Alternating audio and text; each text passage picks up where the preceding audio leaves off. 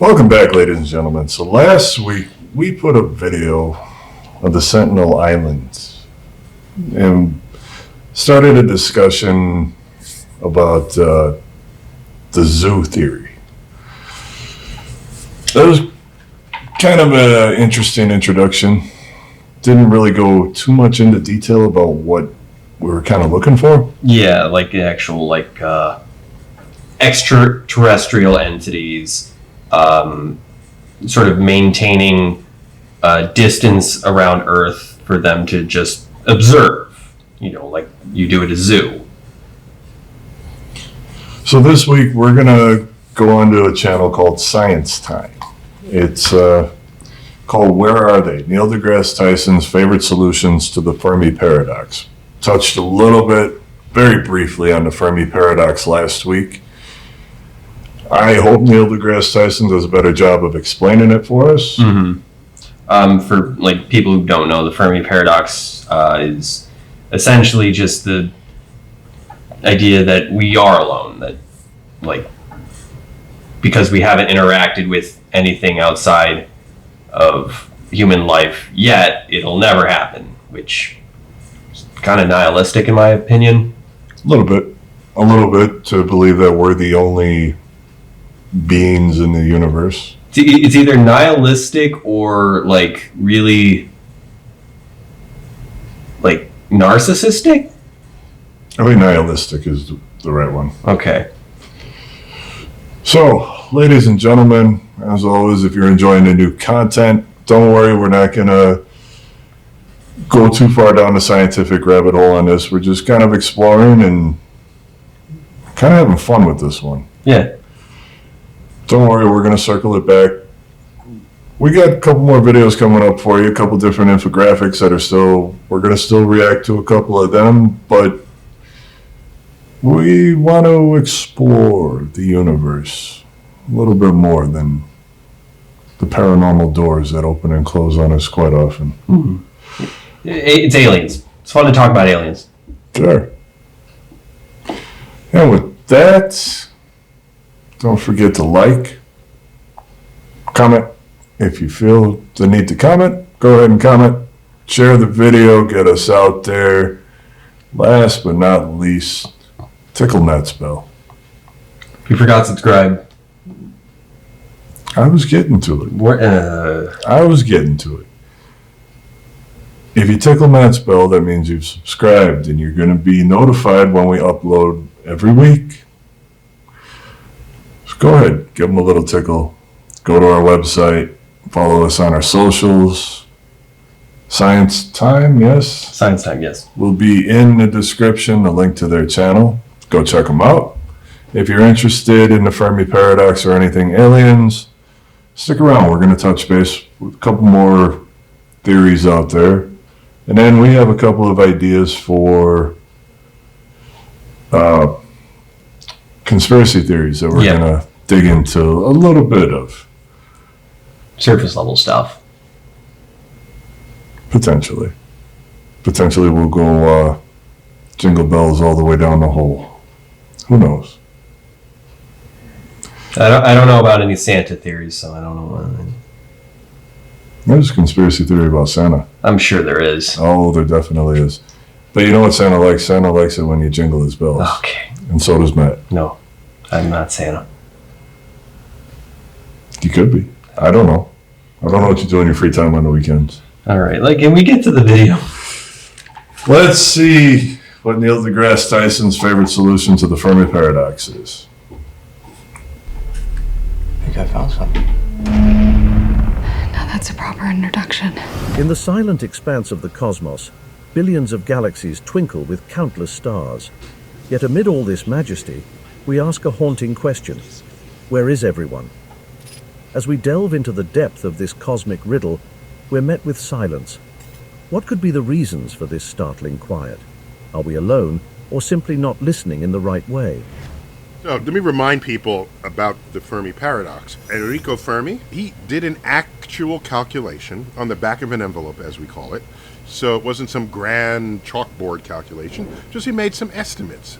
And he said, all right, I know the speed of light is fast, But let's say they have a civilization that can go maybe 1/5 the speed of light, 10% the speed of light. How long would it take you to cross the galaxy? The galaxy is 100,000 light years across. So if you go 10% the speed of light, it'll take you 10 times that. Sounds long, but hang on a minute. That's not where you're first going to go. You're going to go from our star system to the nearby star system. And then you're going to pitch tent, grow civilization, and now you're going to launch again. And then, but now you're not just going to go to one more, you're going to go to two more.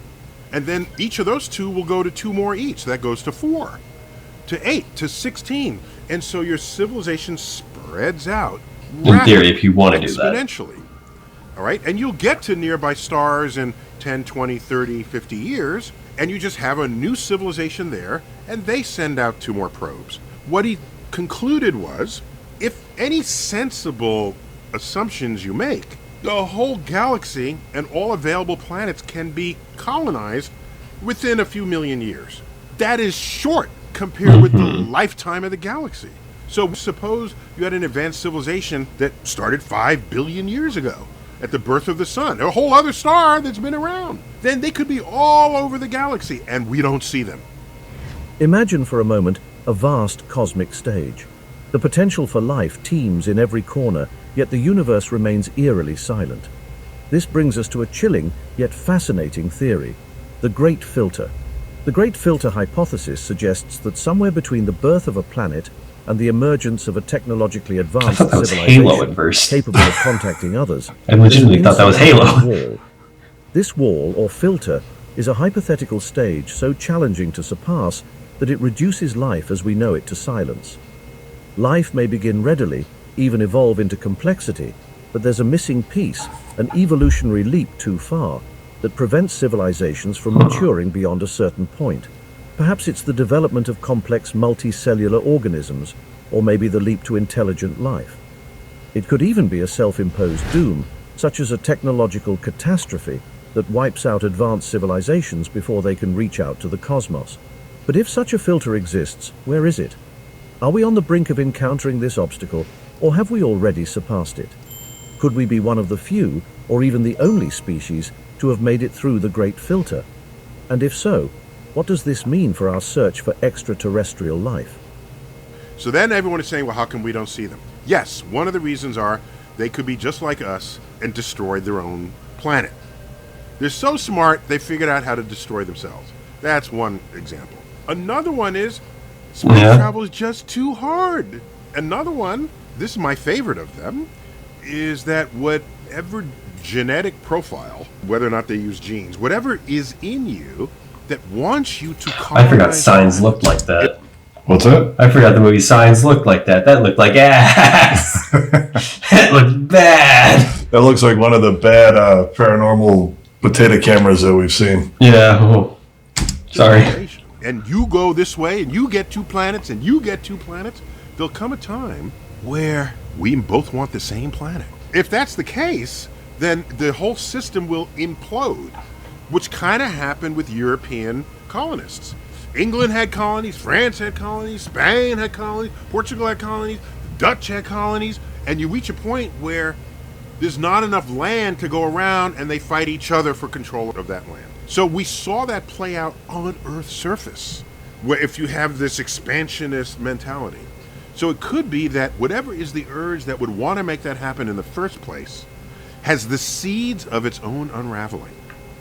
As we continue to grapple with the disquieting silence of the cosmos, the Fermi Paradox presents us with a plethora of possible solutions. Each one an attempt to fathom the absence of contact with alien civilizations. First, consider the zoo hypothesis. The theory suggests that advanced extraterrestrial life knows about us, but intentionally avoids contact, observing us much like animals in a zoo. Could we be a galactic exhibit, our every move watched by distant cosmic spectators? I hope they What throw me about the peanuts soon. transcension hypothesis?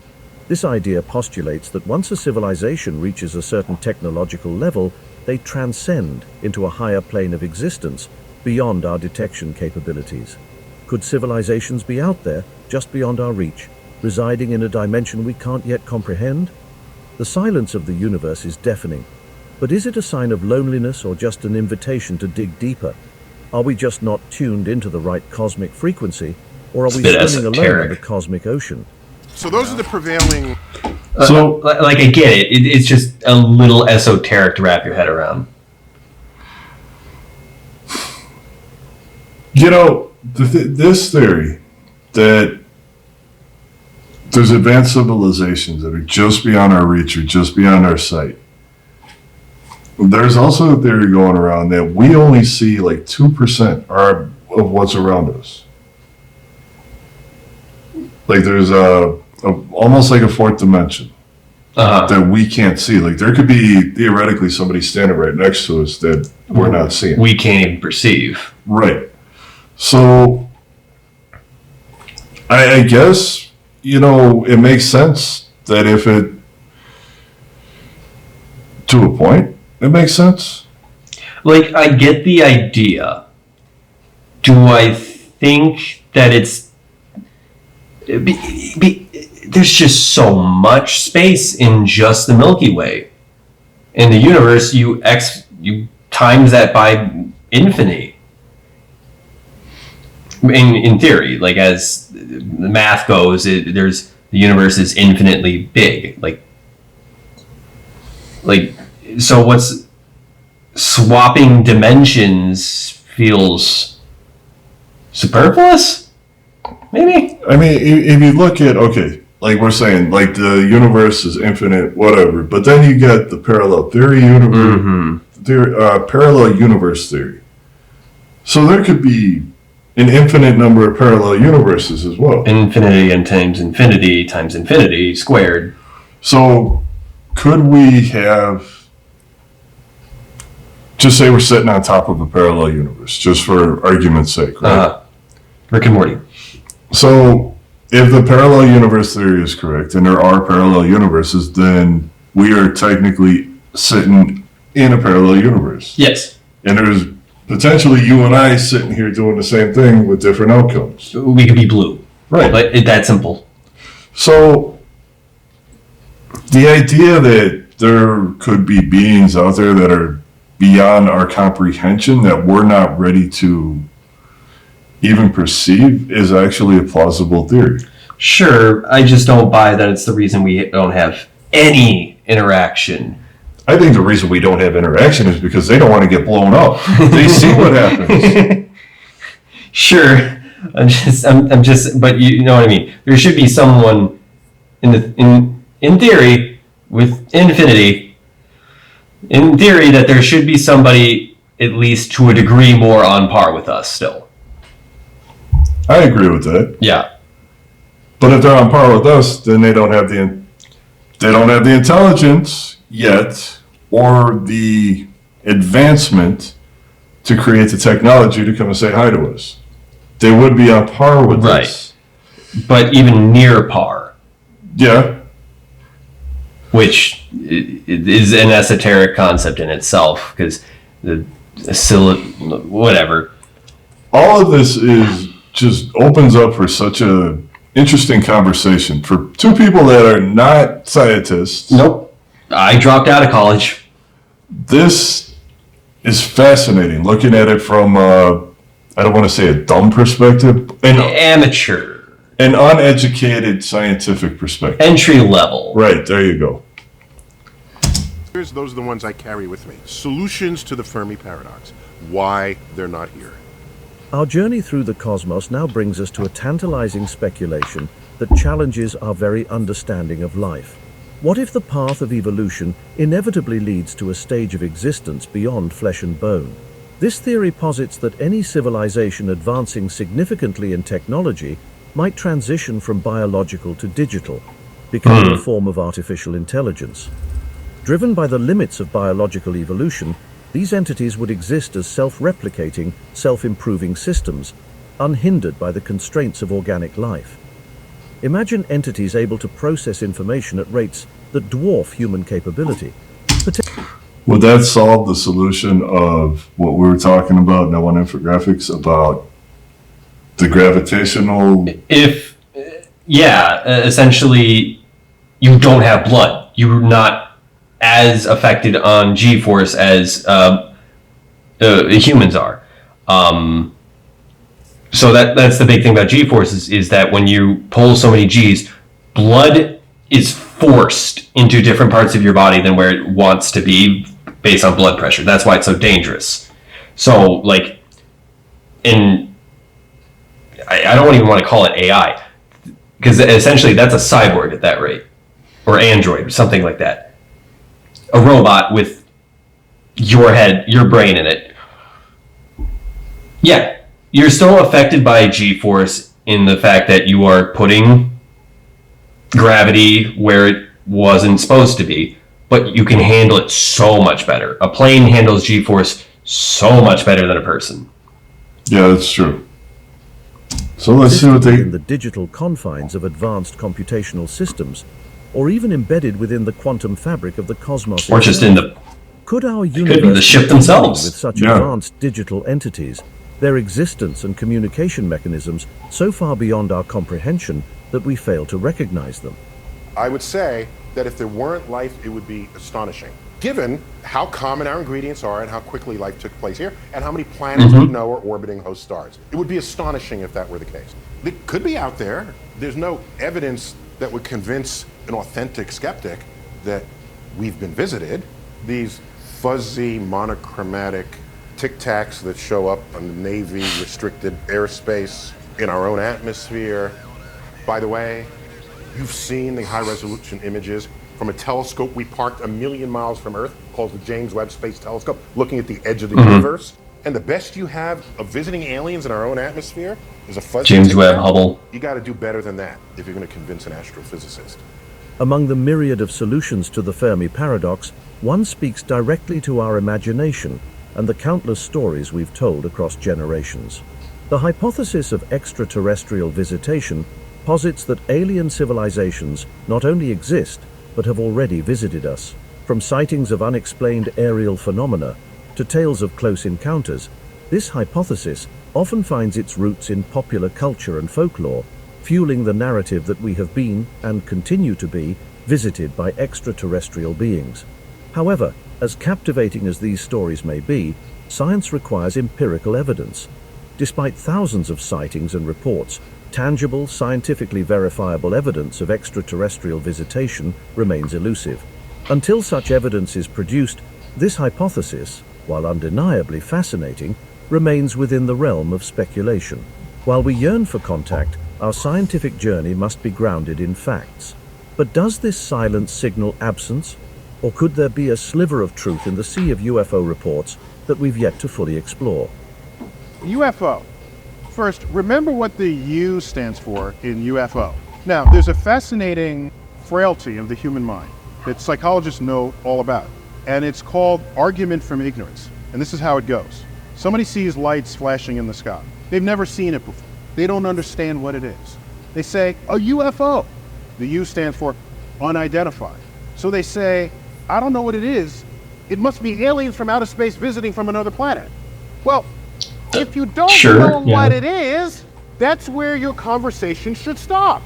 That's what argument from ignorance is. It's common. I'm not blaming anybody. Psychologists know all about it. And it may relate to our burning need to have to know stuff because we're uncomfortable, steeped in ignorance. You can't be a scientist if you're uncomfortable. I think pop culture is also kind of to blame for that. Like, I don't know what it is, UFO. I think there's a degree to blame with that, too. There is a degree to blame for that.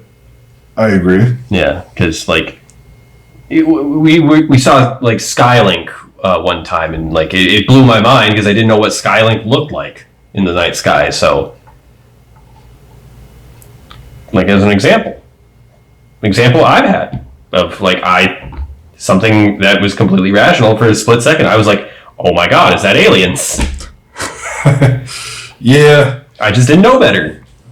Sometimes just imagine the people back before technology when they'd see stuff in the sky and they didn't know what it was. To some people, that was God. And that's where the ancient alien theory comes from. Okay. But like comets and shit, even. To those people, it probably was God, or a form of God. Or, And an omen. right. The boundary between what is known and unknown in the universe. In this cosmic symphony, we find ourselves at a unique juncture, teetering between a universe filled with potential companions and one where we stand alone. Each hypothesis of the Fermi Paradox we've explored opens a door to a new understanding, a new perspective of our place in the cosmos. But the silence isn't oppressive, it's inspiring. It pushes us further, to look deeper into the universe and into ourselves.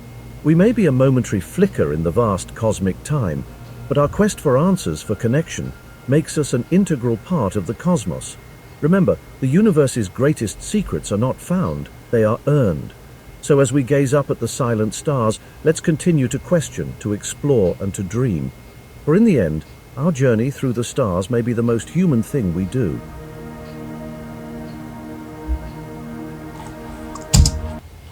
Okay. Well, I think that was a much better explanation. The one that we did last week with the Sentinel Island was a good introduction. Yeah, to like help give a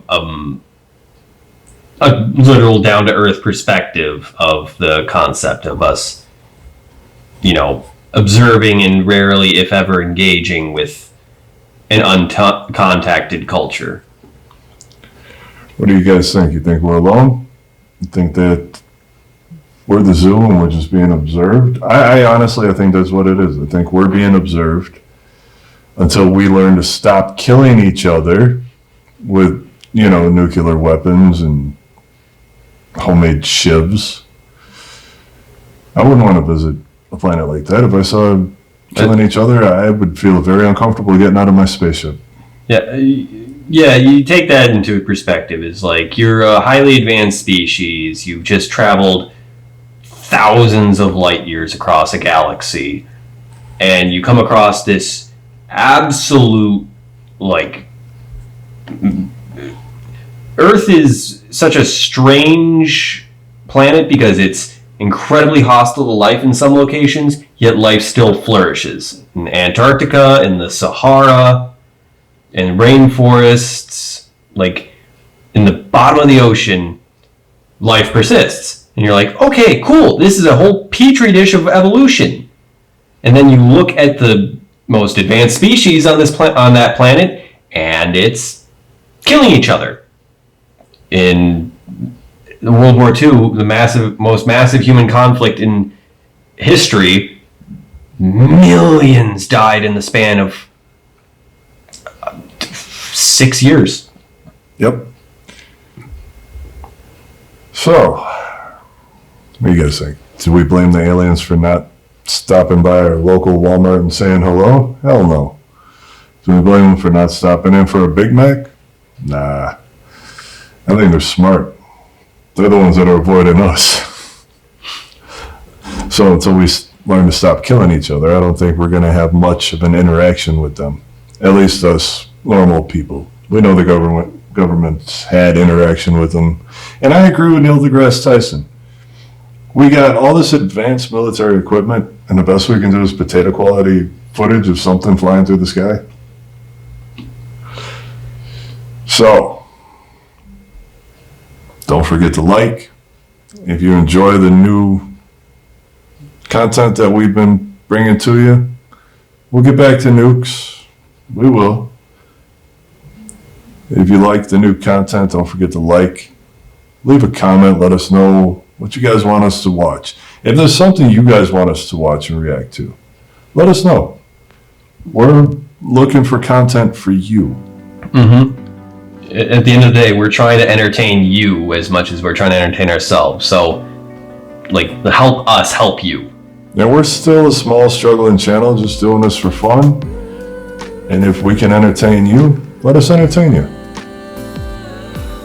Just like you can entertain Matt by tickling his bell. So that he can continue to feel good about entertaining you guys week in and week out. Until next week, we're the Midwest Desperados. Catch you later.